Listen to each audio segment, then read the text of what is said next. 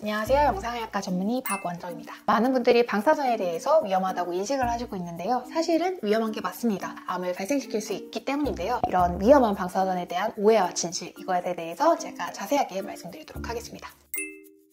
영상의학과 검사에서는 방사선을 사용한 검사가 많습니다. 저희 과가 1970년대에는 방사선과라는 이름을 달고 있었을 만큼 방사선이 진단에 있어서 가장 중요한 역할을 했었기 때문인데요. 대표적으로는 엑스레이와 CT가 있죠. 그 외에 유방 촬영이나 펫CT 그리고 조영술 같은 여러 가지 검사들이 있지만 이런 것들 모두 방사선을 방출하면서 진단을 할 수 있는 같은 맥락의 검사 장비라고 생각하시면 되세요. 왜 이런 방사선을 쓰게 되었냐? 우리 몸은 다 닫혀있기 때문이에요. 내부의 기관들을 저희가 눈으로는 볼 수가 없죠. 그렇기 때문에 이걸 투과를 하는 방사선을 통해서 검사를 해야지 안에 있는 장기들의 상태나 질환이나 질병들을 다 확인할 수 있기 때문에 이런 검사를 필수적으로 사용할 수밖에 없었죠. 방사선이 인체에 미치는 영향은 백내장, 피부 손상, 불임, 탈모와 같은 영향부터 시작을 해서 백혈병, 폐암, 갑상선암 같은 암 발생까지 여러 가지 영향을 미치게 됩니다. 이렇게 위험한 방사선을 써도 되냐 이렇게 생각하시는 분들이 많을 텐데요. 결론부터 말씀드리자면 전혀 걱정하실 필요는 없습니다. 우리가 보통 1년 동안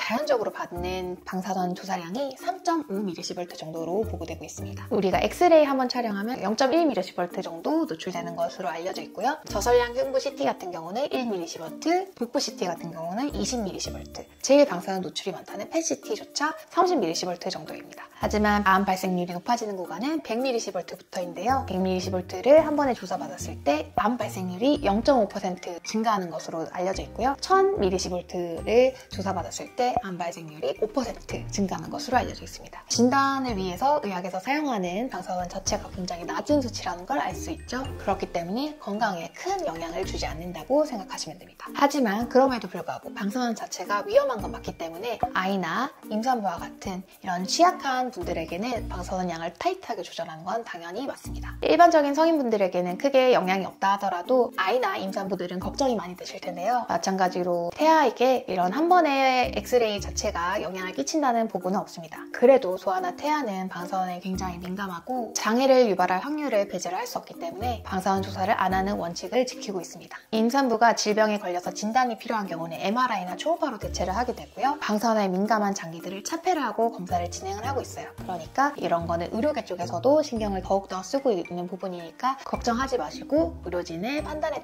따라주시는 게 좋습니다. 특정 질병 때문에 여러 번 찍어야 되는 상황인데 그래도 괜찮냐 라고 생각하시는 분들이 있을 수 있어요. 결론적으로는 여러 번 찍는 거는 피해야 하는 것은 맞습니다. 하지만 방사선을 줄일 수 있는 방법은 굉장히 많아요. 사실은 의사들도 CT를 포함한 방사선 검사에 대한 위험성을 모르는 것이 아니기 때문에 불필요한 검사를 최대한 줄이고 필요한 검사만 시행하고 있습니다. 그리고 MRI라는 좋은 대체제가 있죠. MRI가 CT보다 비용이 비싸다는 것 외에는 단점이 없는 검사이기 때문에 좋은 대체제가 될 수 있습니다. 그리고 MRI가 아닌 CT를 찍더라도 큰 문제는 아닌 게 CT의 방사선량을 조절할 수 있는 방법은 굉장히 많습니다. 기술적으로도 그렇고 프로토콜을 조정하는 것으로도 방사선량을 줄일 수 있습니다.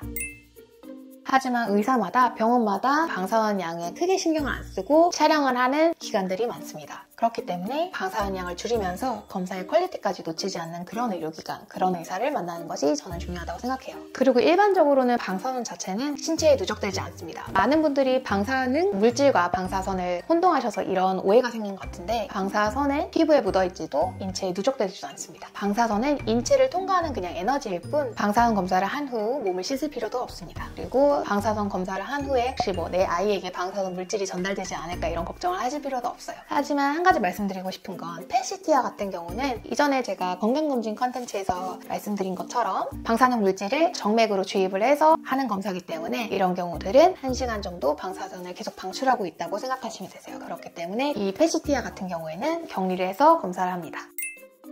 지금까지 여러 가지 방사선 검사 그리고 펫CT까지 추가적으로 한번 말씀드려봤어요. 결론적으로는 방사선 검사 자체가 잠재적인 위험을 가지고 있긴 하지만 현대의학에서 사용하는 방사선의 정도가 걱정하실 필요가 없기 때문에 겁내실 필요가 없습니다. 그리고 이런 방사선 검사 자체가 암을 포함한 여러 가지 질병들을 진단할 수 있는 좋은 툴이기 때문에 이거를 잘 활용하는 것이 가장 중요합니다. 지금까지 방사선 검사에 대한 오해와 진실에 대해서 한번 정리를 해드렸어요. 걱정하시는 부분들이 많이 해소되었으면 좋겠습니다. 방사선을 두려워하느라 검사를 피하시게 되면 내 병을 늦게 발견해서 오히려 안 좋은 결과가 도래할 수 있다는 것 꼭 명심을 하셨으면 좋겠습니다.